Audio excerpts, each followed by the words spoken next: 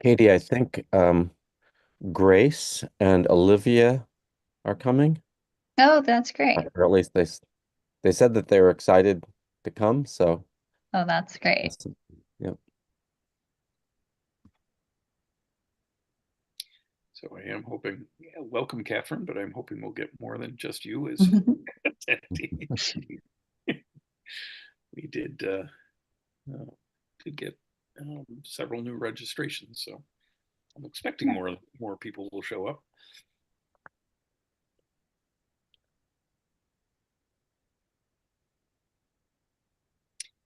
And the coming attractions we'll scroll through. We'll get started about 5 after the hour. Okay, sounds good.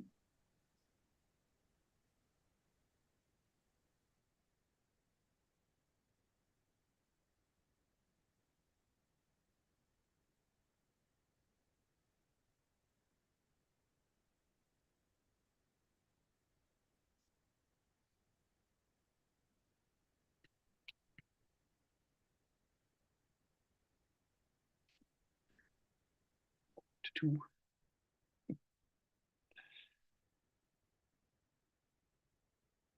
welcome, welcome.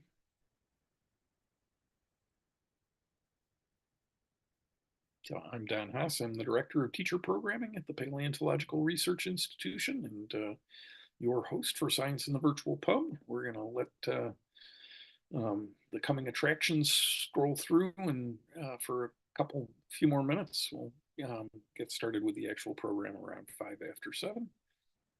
So we're a small crowd. If you want to say hi, you can say hi. Tom, can I ask you a question? Sure. Do you guys ever do like virtual classroom visits? Like if Mhm. I were to like I have a physics class, would you be would you be able to like do like a little guest spot on anything if or like we could Yeah. arrange something perhaps? Yep. That's easier to do with funding, but it's probably doable without. Either way, I was just curious of how that worked and Yep, if that was a possibility. it is a possibility. Yeah. Okay, cool. Where do you teach? I teach at Milford, so it's like right near Cooperstown and Oneonta. Yep. Yeah.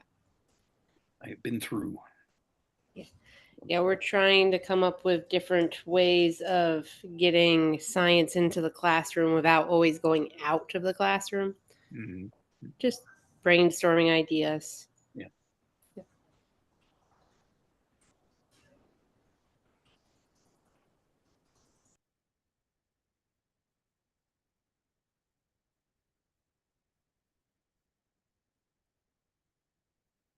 So 2 more minutes and we'll get the program started.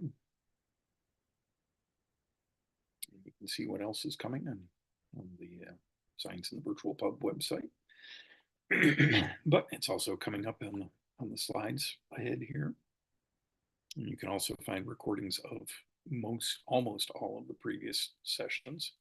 I think this is about the 77th Science in the Virtual Pub, something like that. And our New York Rocks exhibit is open through the end of the year at the Museum of the Earth, which is part of the Paleontological Research Institution. You can check out our full events calendar at priweb.org/events. Antarctica Day is coming up December 1st. Yes, I should add a slide about that for the next session, which is 3 weeks away because September has, or October rather, has 5 Thursdays. So we are the second and fourth Thursday of the month at 7 p.m. Eastern. And I've got mostly Science in the Virtual Pub events here, but I've also put in a couple other non-pub events. So this is tonight's How Global Fisheries Connect Us All, Environmental Change Impacts on Health and Well-Being with Katie Fiorella, who you can see there. We will be at Stannis and we will be doing a Stannis Institute, Fire, Climate Change, and the Science of Energy. We will also have a session to introduce the Center for Climate Change Education at PRI, which we just announced to the world on September 25th, and then back to the Science in the Virtual Pub content on November 14th. We'll be talking about resilience hubs in New York, pathways. Let me back up to that and get the full title there. Pathway to Community-Led Multi-Hazard Resilience with Alistair Hayden and Rebecca Morgenstern Brenner from Cornell. And then we'll be off for Thanksgiving, and our December episode is Conservation of the Blaschka Glass Models, Treatment of Complex Construction Materials with Stephen Koob, who is the Chief Conservator Emeritus from the Corning Museum of Glass. And that relates to our Blaschka exhibit, Blaschka Glass Invertebrates exhibit at the Museum of the Earth. And you can click, you can use that QR code to support this work.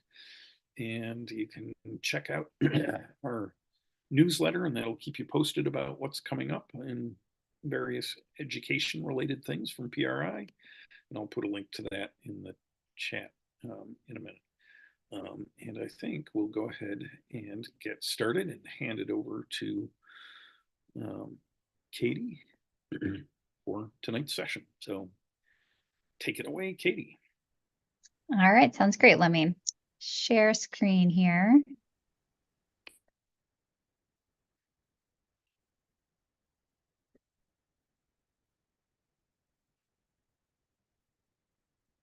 Okay, that look okay? Okay, great. Well, it's so nice to be with you all today. I'm going to be talking today about how global fisheries connect us all, environmental change impacts on health and well-being. And we're going to take an overview of fisheries pretty broadly and the changes that are happening in them. And we'll look at a few specific examples of stories that illustrate, I think, how some of these changes are playing out in specific places and make some of those connections. So aquatic systems are vital ecosystems, and they're very much also food systems. And so those are all of the interlinks that supply food to us, thinking about the ecosystem, the harvest of fish, and the consumption of it. Freshwater fisheries support livelihood, food, and nutrition security for more than 100 million small-scale fishers, like the fisher in this photograph who's fishing in Cambodia. And folks like this man harvest 2/3 of the wild fish supply, and they also provide the primary animal source food for more than 1 billion people. This is really critical because animal source foods are generally the linchpin of high quality diets. So people who can access them have diets that are rich in micronutrients and macronutrients. Those foods tend to provide a really high density of nutrients and are really sort of this key piece of diet quality. People who can't afford to access them, their diets often don't have these key nutrients. And fish tend to be some of the cheaper options in a lot of systems, especially around inland lakes and waters or coasts. So research in my group asks, how can aquatic food systems sustainably support human and wildlife health? So embedded in that are really questions about what is available within the ecosystem. So essentially, when this man throws out his net, what will he be able to access? What is underwater? And that has big implications for fishing communities and families. And then also, what will the impact of that harvest be on wildlife health and the availability of fish in the future? And what environmental changes and trade-offs between systems are affecting both wildlife and human health here as well? So human health and wildlife health are really interconnected in aquatic food systems, and they're also one piece of larger food systems. So this fisher is also quite literally in another food system. He's standing in a rice field, which is something that a lot of fishers are also participating in Cambodia. So, and globally, most small-scale fishers are also farmers, making their own trade-offs between those activities. Agriculture expansion is also one of the largest drivers of land conversion and biodiversity loss. So there's evidence that fish catch impacts bushmeat harvest in nearby forests, for example. So aquatic food systems and the nutrition people are able to access from them can have really far-reaching consequences for well-being and the health of people and the environment broadly. So it's sort of with that big picture context and thinking about those complications and interconnections then we ask some of these questions. So aquatic foods consumption is growing rapidly. So the gray line here represents aquatic foods. And there's good reason for people to want to consume more fish. In addition to being a unique source of omega-3 fatty acids, fish also contribute really substantial quantities of micronutrients and tend to be more affordable animal foods, as I mentioned before. And amid all of this growth in aquatic food consumption, global reports are increasingly suggesting we should be eating even more aquatic foods for our health and sustainability. So this graph from the Eat Lancet report on sustainable diets shows the contribution of fish to diets, and that in most regions, it's below what would be optimal, that 100% line, both nutritionally and for sustainability. So their guidelines are based on this composite of nutrition and sustainable considerations. And so they're suggesting that we should be increasing aquatic food consumption to serve those two goals. So that really leads to the question of where will that additional fish come from? So the growing demand is going to require more production. Fish will need to continue to be harvested in really large quantities from wild fisheries, which you see here in blue, but they'll also need to come from aquaculture production, shown here in yellow. So aquaculture now comprises more than half of global fish produced, and as you can see in this graph, it's rapidly expanding. It's the fastest growing food system segment today, 7.5% per capita growth. And aquaculture is also predominantly in freshwater. 62% of production happens in freshwater systems. And the trajectories of aquaculture growth will really integrally affect interactions with wildlife health and aquatic systems and trade-off between these production systems as well. So positioning fisheries as an overlapping point between wildlife health and human health, I'm going to share 3 brief research cases today to think about how this whole interlinked system is shaped by food system and environmental changes. So the first one that we're going to talk about will go to Lake Victoria in East Africa to look at aquaculture expansion and also to examine expanding harmful algal blooms. And then we'll go back to Cambodia to look at how we value aquatic biodiversity to situate it among competing uses. So starting with aquaculture. So Lake Victoria is right here in this map. It's Africa's largest freshwater lake, the second largest freshwater lake in the world, over 68,000 square kilometers.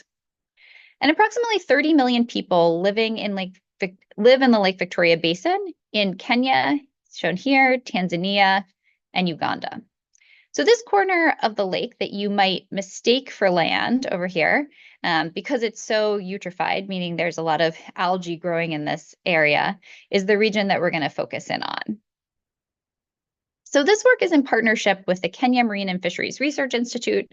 They're Kenya's government research organization for fisheries, the International Livestock Research Institute, and the Kenya Medical Research Institute. And along with these partners, we're working really closely with fishers, cage farmers, and communities throughout this work. So as I mentioned before, that aquaculture is rapidly growing. And although the large majority of aquaculture production is in Asia, growth rates are actually fastest in Africa. And Lake Victoria, which shows up here on this map, hosts the largest number of cage operations in African inland waters. And so what is that? So a fish farming in a cage is essentially a giant cage like this one shown here, situated in a water body. And they'll have nets that extend up to a couple of meters, several meters actually, underwater, and they'll grow the fish in that spot. And so this has lots of advantages in that the water body already exists, the water quality might be able to flush through quicker, and this is sort of a relatively easier setup, although aquaculture in general takes a lot of technical expertise. But there also are a lot of interconnections, quite literally, with the rest of the environment that present a lot of potential hazards and cause for concern. So just to give you an idea of the scale here, I'm going to show you a video taken from a boat that's driving along the coast of Lake Victoria. And all of these items that you see are cages sited in the water. And so they just go on, really underlining the extent to which this industry has grown really fast, and is covering more and more space of a lake. So there's certainly a parallel between the African Great Lakes, like Lake Victoria, and the U.S. Great Lakes as well. Though to date, there is very little bit of cage aquaculture in the Great Lakes, but we've generally prohibited it so far. So we have a bunch of projects thinking about fish that are produced from these different systems. So for example, we're comparing the nutritional value of caged and wild tilapia and imported tilapia. So there's a great deal of imported tilapia that comes from China and has become a really common presence on the lake shores. China is the leading aquaculture producer, and it's really striking that they can produce fish at a price point that makes it worth it to send it all the way to Lake Victoria, literally right next to a giant lake, also producing tilapia, and compete in the markets there. We're looking at conflicts also between small-scale fishers and cage farmers over space and across the value chains. We're thinking about some of the trade-offs that are being made in these production systems. So farm systems are almost universally producing tilapia in Kenya.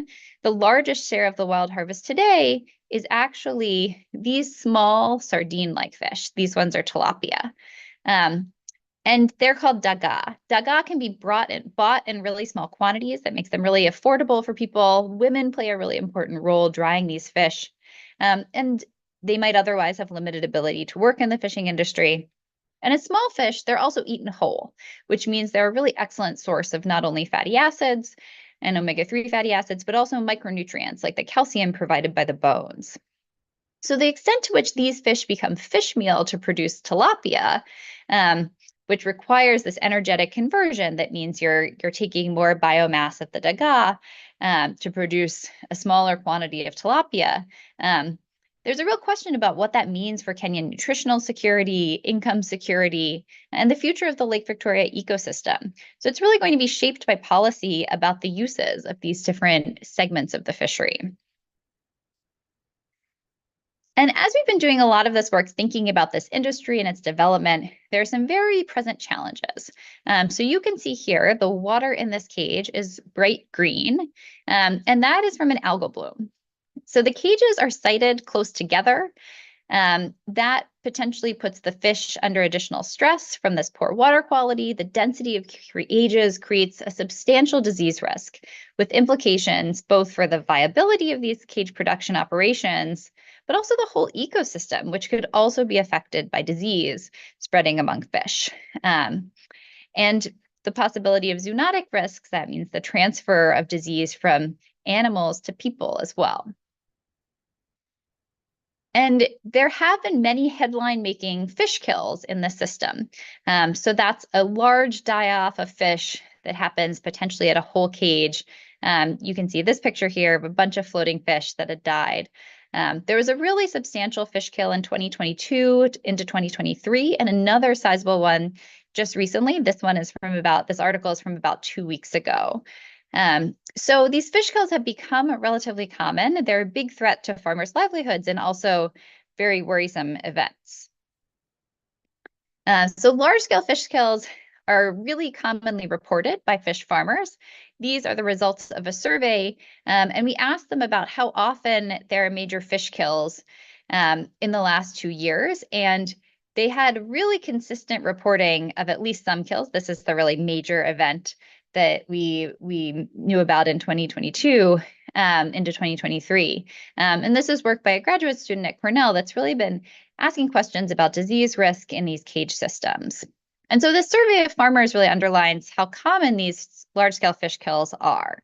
And also really spurred some of our investigations into the biosecurity practices in these cages and thinking about how does this fishery produce fish for cage production and also maintain the safety of the wider fishery as well.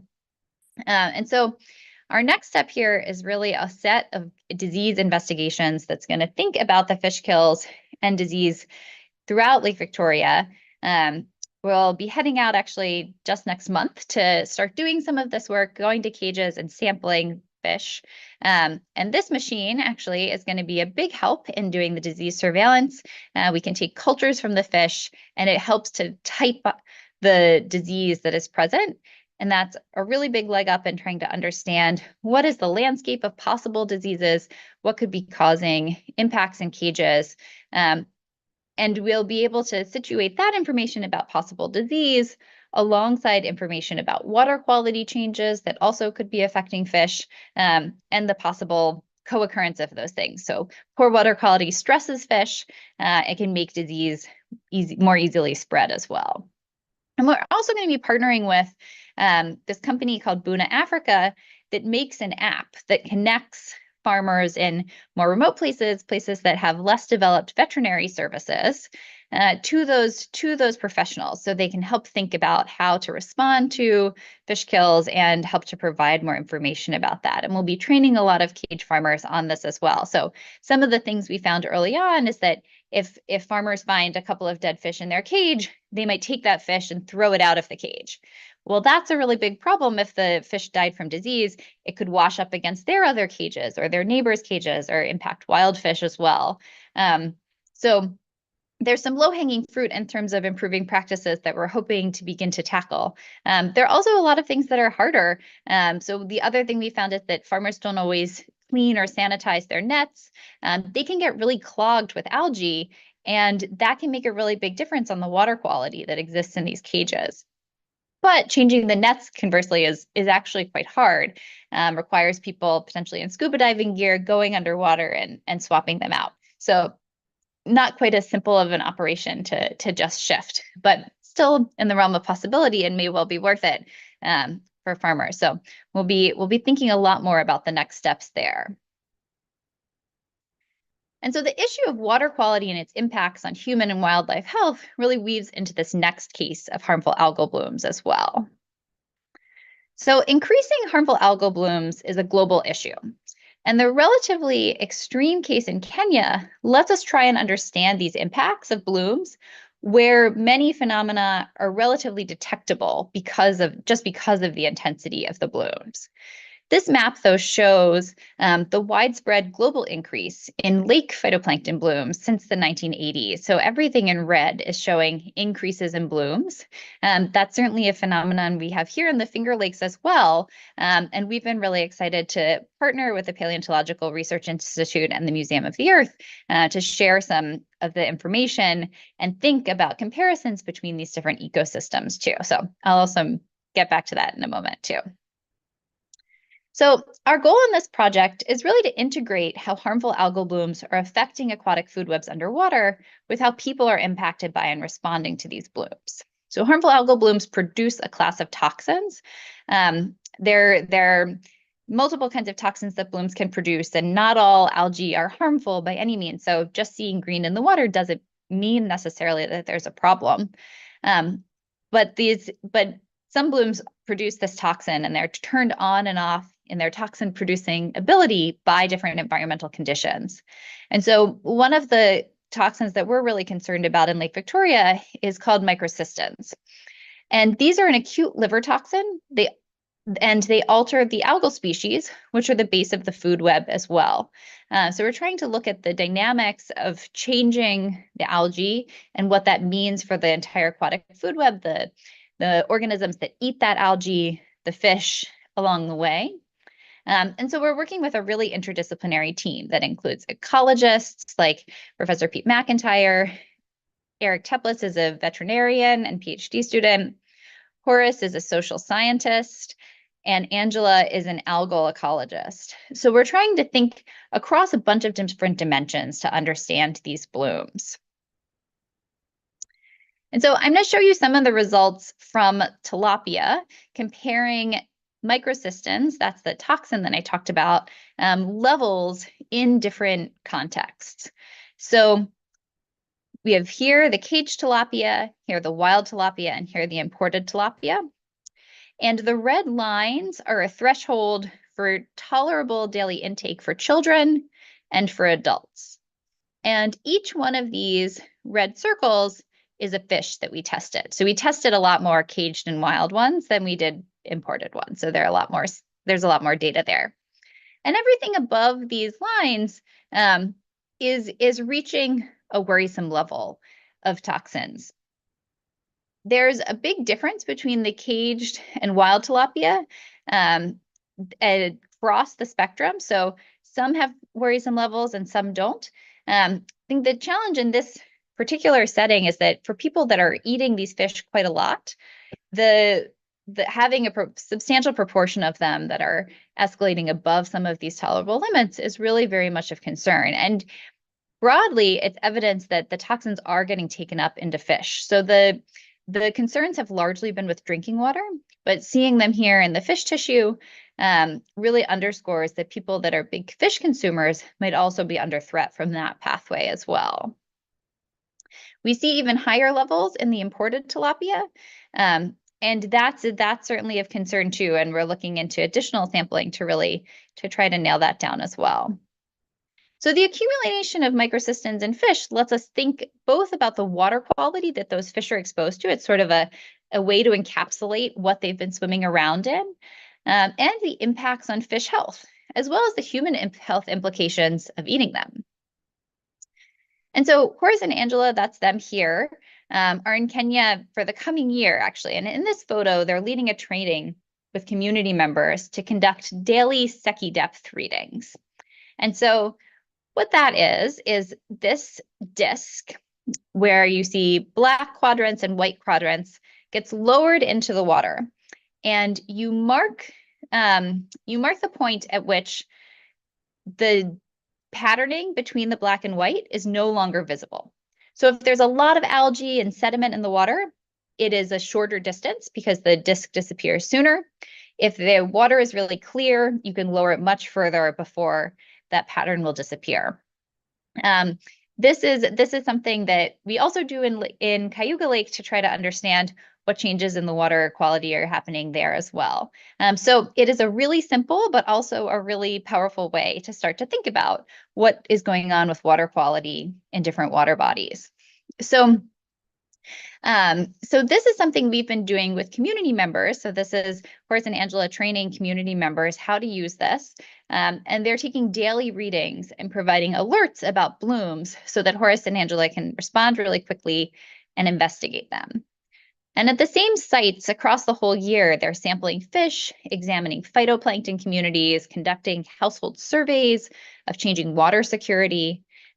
We're also doing a series of market surveys to see how consumers respond to information about the risks and benefits of different fish species to help guide communication.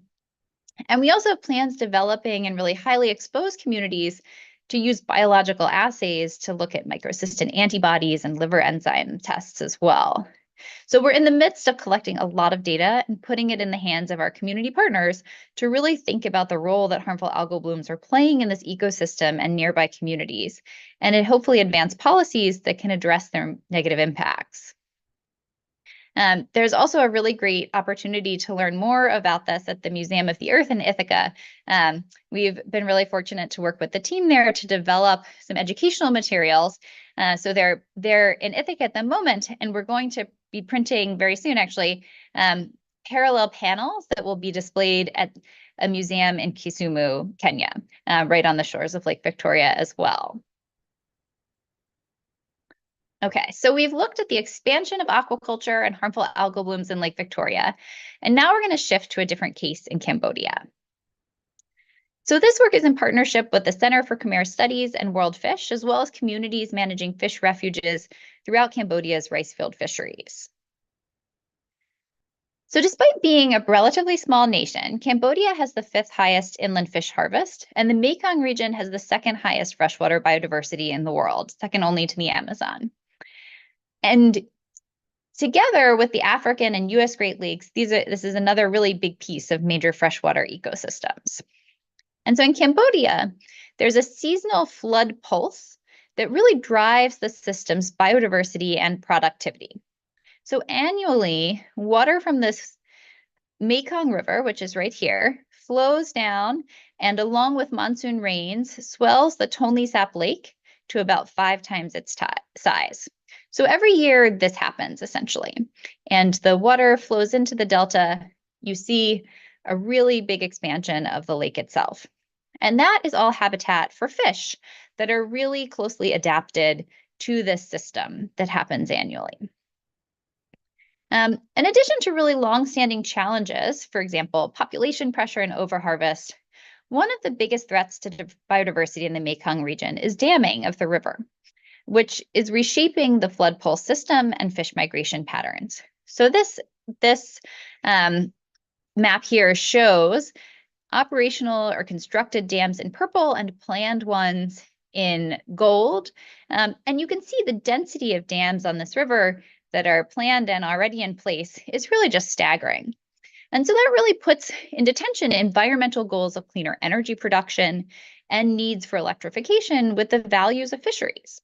And so how we think about the trade-offs between those really important uses depends on how we understand the biodiversity of the system and how it's used. So we used a methodology called photo voice, where you provide people with cameras and they take photographs, and then you interview them about the photos that they select to share. So this is an amalgamation of photos taken by men and women from fishing households in Cambodia that I think really begins to show the spectrum of diversity of fisheries in this system. So it includes small fish, shellfish, other aquatic animals, and more. And people really valued these fisheries tremendously. Their links to rich culinary traditions are really exemplified in these particular photos, and they were also really concerned about the future of these fisheries. So I'm going to highlight this photograph here, taken by a participant who said about this picture, "We caught only a small quantity of fish. I am upset when I think about making a living from this. The fish that I caught don't even fill up the container. It only filled up the bottom of the container."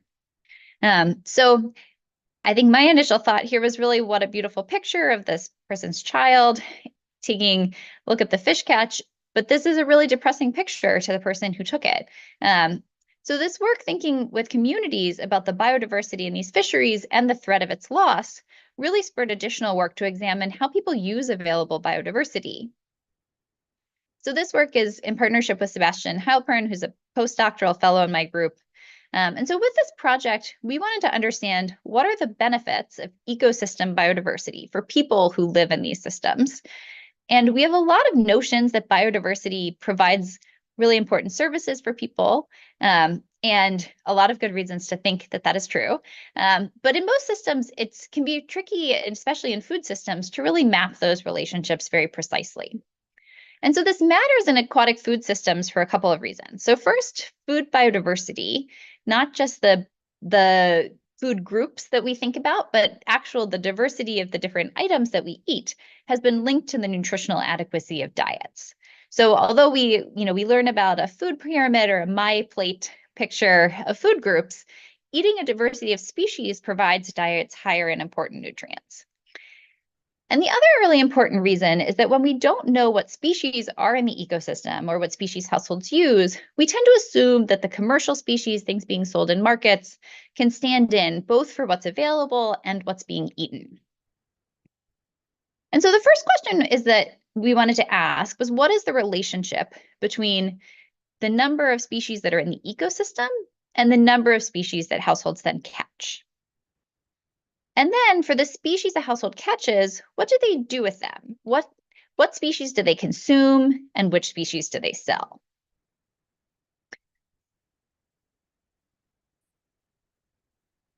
And so across all these variables, we find a really robust relationship. So more species in the ecosystem means that households catch, consume, and sell more species too. And so this holds across all different types of households. When we take into account differences in wealth and location, for example, the ecosystem biodiversity is still a really important driver of these relationships. And we also see that poorer households tend to use more species than their wealthier neighbors. And on average, catch biodiversity includes 45% of the species available in the regional ecosystem. Average consumption biodiversity includes 43% of species in the ecosystem. So that really closely mirrors what is caught. Yet the average sale biodiversity includes only 9% of species in the ecosystem. So these sold species also are on average more abundant, larger, and less nutritious. So the more expensive fish, the fish that people are more likely to want to sell because they're going to get a good price for them, are larger species. This also is interlinked with the fact that small fish tend to be particularly nutritious. So these things co-vary together. Yeah, we're typically using this sale biodiversity to account for the biodiversity in the system, which in this case would really underestimate the biodiversity that households use and benefit from. This valuation of ecosystems really matters when nations are weighing decisions about, for example, whether to build another dam on the Mekong. So across these cases, we're pulling at the many threads that link human and wildlife health and sustainability, and the factors that threaten them both. So by working with local partners at these sites, and increasingly in upstate New York as well, we're thinking about how this research can improve policy and decision making for people really thinking about the future of these aquatic ecosystems and how they're going to continue to provide really substantial and important food sources, and yet are facing a lot of dimensions of environmental change. And even though we live far away from some of the fisheries that I spoke about in the US here, at least, we are all very intertwined. So this photo shows the global trade of aquatic foods. And it underlines the interlinks between places really far away. So US fisheries have been relatively well managed over the last 30 years, yet we import 80% of the aquatic foods that are consumed in this country. And so the implication of that is that what's going on in fisheries really far afield is still very much a part of our food systems as well, and that we're all really intertied in these interlinks. So these are big systems, but as consumers and eaters, we're also really important actors in them. But a few recommendations people often ask about what we can do. And so we can start by recognizing how interconnected we all are. In most systems, the greenhouse gas contributions arise from the feeds, the fertilizers, the greenhouses, not from transportation. So local food is, and sometimes a real misunderstanding of environmental impacts. And when we do choose aquatic foods, we can pick a diversity of species. We can pick a diversity of species that are low on the trophic level. That means smaller things that generally aren't the really large species. We often think about contaminants in aquatic foods, and we can also consider labor practices and sustainability as well. There are labels that point us in the right direction for some of these things, but we can ask about this at restaurants and fish counters. And the farmed aquatic food landscape is changing really quickly and will continue to do so. I think we should have the same concerns about the impact of farmed aquatic foods on our ecosystems and how they're being produced, the types of ecosystems and feeds that they're using. And this is very much a moving target that we're going to need to keep thinking about and will continue to change, I think, quite rapidly. So I want to acknowledge many of the partners on this work I shared and funders as well. And thank you all so much for listening. Thank you. And we'll open it up for questions. I'll note that I put in the chat both the link to Katie's research group and to our website on harmful edible blooms. So, questions? Oh yeah, thanks, Don. I guess I have a question. A statement. So I have an 18-year-old son who his favorite fish is tilapia, and I would blacken it for him. He likes it blackened, and his liver enzymes last 2 times we've checked have been elevated. So now I'm going, when I heard that about the liver enzymes, I'm a nurse, so that kind of interested me, and I'm going, I wonder if, because I mean, he'd eat tilapia almost weekly. Like, it's just kind of crazy. I was like, wow, It was farm raised as far as I know from the package, but I don't know. Like what?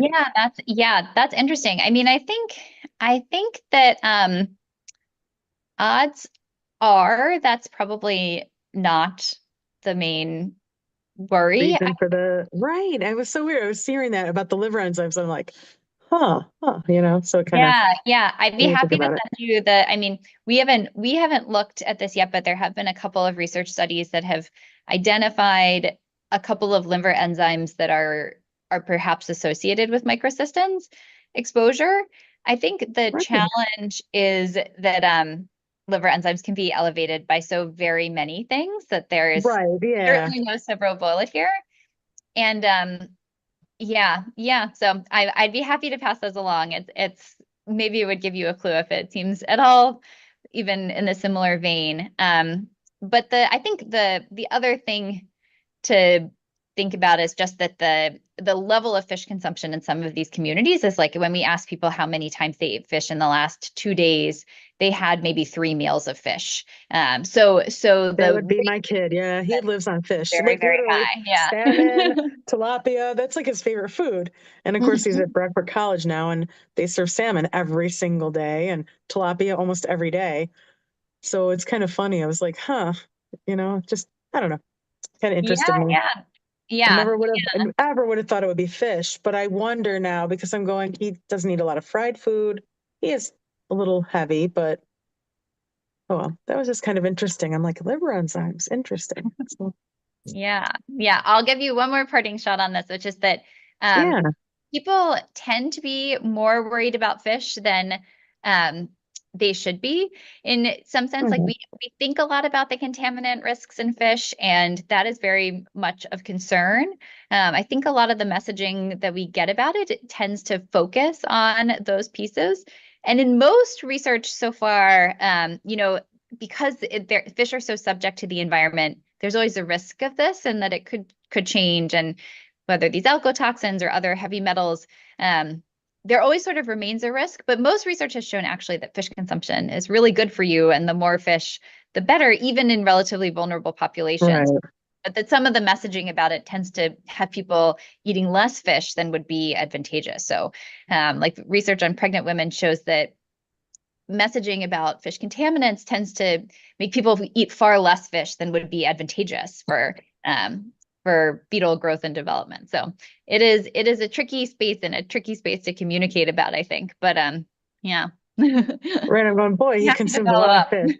He liked Yeah. Brockport College because of the fish served every day. So Oh wow. Okay. that was funny. I'm like, okay. All right. Well, thank you. Yeah, thank you. Ingrid's got a A hand up. question? A question? Can you hear me? Yep, go ahead. Oh, okay. I was wondering, has the amount of fish farming taken pressure off endangered fish species, or are they still under a lot of strain? Yeah, this is a great question. I think, the promise of increased aquaculture is very much that it will take pressure off of other fisheries. The harvest of fish is one of the biggest threats to these ecosystems and their biodiversity. And that aquaculture in a very hopeful scenario, I think has the ability to help reduce that pressure. I think in reality, from what I've seen, it's not really the same people. So the folks that are participating in small scale fishing are not necessarily the aquaculture operators. And so they have slightly different interests and livelihood goals that actually sometimes puts them a little bit in conflict. That's not universally the case. There are in Kenya, there's like, for example, a real diversity of aquaculture producers. So some are really small scale. It's a couple of folks who own a cage together and are producing fish in it. But at the same time, there are big companies that are venture capital backed and have really extensive operations, and are taking the market by storm. So I think the jury is still out on the ultimate implications, but my hope is certainly that this is also an opportunity to move the needle in exactly that direction. Thank you. And Ingrid's had a hand up for a while. Yeah, my question is sort of related to what you were just saying. I think near the end of your talk, you mentioned that their aquaculture the landscape is changing rapidly. Things are changing. Could you expand a little more and tell us like what some of the trends are or innovations in aquaculture? Yeah, that's a great question too. So, that's exactly right. So the landscape is changing really fast, and I think so with that, I think some of the biggest innovations are about reducing the amount of fish meal that goes into the feed and reducing what's called the feed conversion ratio. So one of the biggest expenses in farming fish is the feed. And so you want to reduce the price of the feed. You want to get the same high quality fish for lower price feed. And so one of the most expensive ingredients is the fish meal. And also one of the biggest threats to this idea of sustainability and aquaculture being part of the solution instead of part of the problem. So the fact that a lot of fish goes into feeding fish is one of the big worries, but there has been a lot of innovation reducing that amount. So I think the tricky thing with it is there's also been so much growth in aquaculture production that the aggregate amount is still going up. But I think that some of the most promising and interesting possible solutions are plant-based products or insect-based ones that would provide some of the feed nutrients. So, for example, there are these flies called black soldier flies, and you can use the larvae of these flies to create fish meal. They replace some of the same proteins and nutrients, and so and they can be fed on waste essentially. So there's like a very, very interesting scenario where, we have Lake Victoria that faces a lot of mostly actually effluent from a city, but this is sort of biological waste that there's too much of it going into waterways. That's a problem. The black soldier flies, the larvae could be fed on this kind of compost waste, and then they could be used for fish meal, right? So you can get a system that solves, with some of these like more circular solutions, multiple of these problems of needing the feed, of needing to deal with some of this biological waste so it doesn't wind up in your waterways at the same time. And so I think thinking towards some of those more circular systems is just a really exciting and promising way to think about how could we design this new food system. And because it's growing fast and it's relatively new, I think there's a lot of opportunities to incentivize approaches like that. I think the other thing about the fish production industry is, so right now there are a bunch of dominant species. So tilapia is a really big aquaculture production product. They're a really hardy fish. They grow really well in these systems. There are many others, but it's a fairly constrained number of species relative to the number of species in the wild, which is, more than 30,000 fish species. And so if 20 or so are our main aquaculture species, that's still a really small number, right? And so I think another really interesting area for innovation is increasing the types of species which tend to provide really different kinds of nutrients, things like that can be part of aquaculture systems. So I think that's another exciting area for potential as these things develop. And because the industries are growing really fast, there's quite a lot of research and development into that too, which offers the avenues forward. Thank you. And I'll just note that one of the municipal scale composters in Western New York is using black soldier flies. So, they're around here too.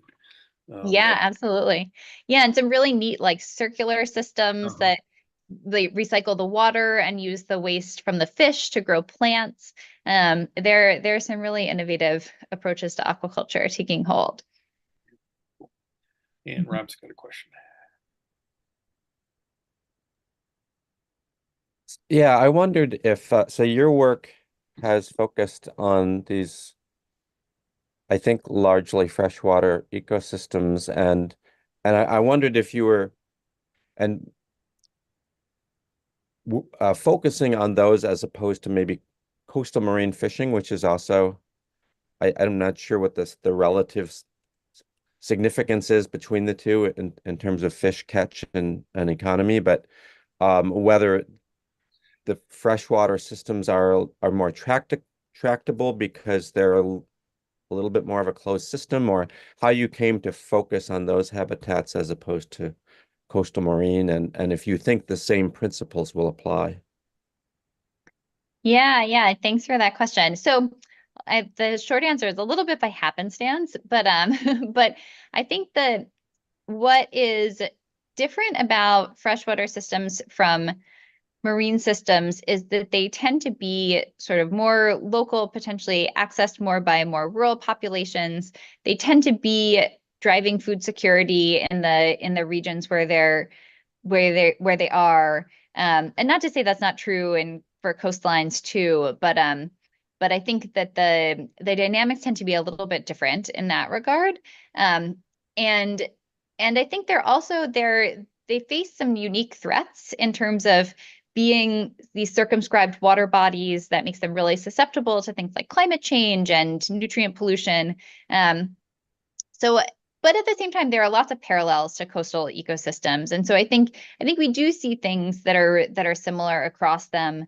And so I think oceans tend to get their own set of attention and research focus, and so for me, I think inland systems have been a place that I've been able to zoom in on and really think about.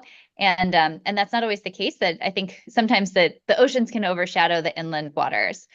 They also happen to be actually, so 62% of aquaculture production is in fresh waters. So they're sort of uniquely getting the intensity of aquaculture production around the world. So that's another a big piece of what's happening and change that they're facing. Likewise, they're sort of at this, we call it a food, energy, and water nexus, that we use fresh water for so many things. Fisheries are one slice of it, but we have a lot of competing uses. So the systems wind up being really complicated, and people have lots of reasons that they want this water for many things. So yeah, the complexity doesn't make it simpler for sure, but definitely a unique pressure. Interesting. Thank you. Other questions? I've got one, and you said something along the lines of overly cautious about warning about hazards of eating fish, and I'm wondering if you think the recommendation of eating Great Lakes fish just once a month is, and that's because of mercury. Is that too cautious on the recommenders' side, do you think? Yeah, this is a good question. So my research group has been thinking a bit about fisheries in upstate New York and sort of how we understand them and the recommendations about them. So I think that those recommendations are really carefully considered. I think that they can be challenging to deal with because people fish in multiple water bodies. They might be going between places, and they're in an effort to make them really specific to the water body, to the population of people eating them. We get sort of a collection of recommendations that can be tricky to interpret. So what we found, at least in some of our research, is like a good chunk of, like, some people are really trying to follow them carefully. Other people are disregarding them completely. And this is sort of always a challenge of public health communication.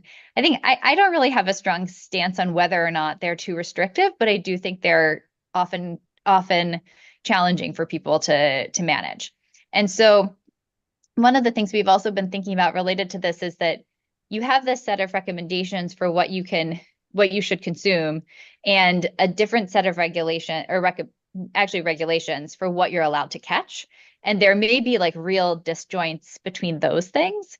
So that's something we've been thinking about really actively as sort of a first step in trying to think about, harmonizing those might be a real way to make things more direct in pulling these things together in a logical way.